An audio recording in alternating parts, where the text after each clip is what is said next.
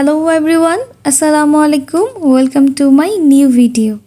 তো রেডি হয়ে চলে গেছি একটু ওয়ারিতে, কাজ ছিল। আর এখানে আসছি আমার খুব পছন্দের একটা শোরুমে। এখান থেকে একটা সুন্দর একটা ড্রেস নিয়েছিলাম। ওদের ড্রেস কালেকশনগুলো আমার অনেক বেশি পছন্দ, আর অনেক বেশি ক্রাউড ছিল, অনেক বেশি মানুষ ছিল। ওদের স্টাইলিশ ড্রেসগুলো আমার অনেক বেশি ভালো লাগে। তারপর হচ্ছে সেখান থেকে ড্রেস নিয়ে চলে গেলাম একটু খাওয়া দাওয়া করতে টিউনা অ্যান্ড বাইটে, আদর, আমি আর আম্মু।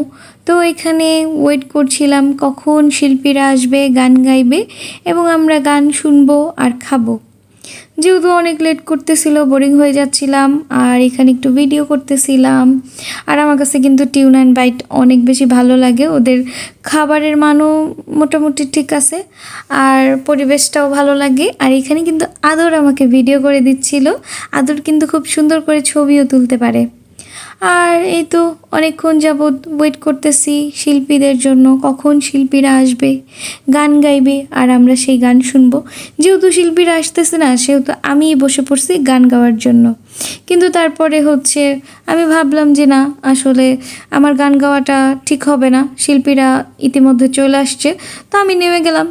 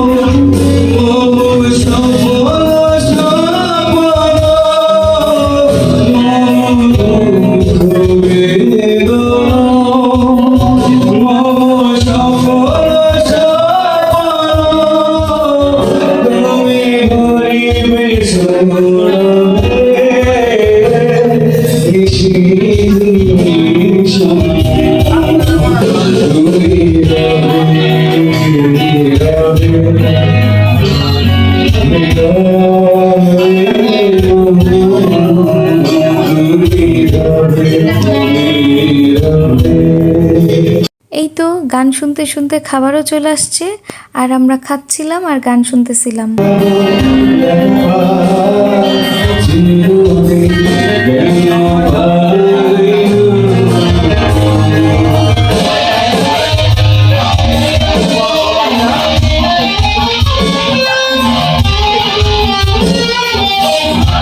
শিল্পী ভাই কিন্তু খুব সুন্দর করে গান গেছে, প্রত্যেকটা গান খুব সুন্দর ছিল এবং প্রত্যেকটা রবীন্দ্রসঙ্গীত সে খুব সুন্দর করে গাওয়ার চেষ্টা করছে।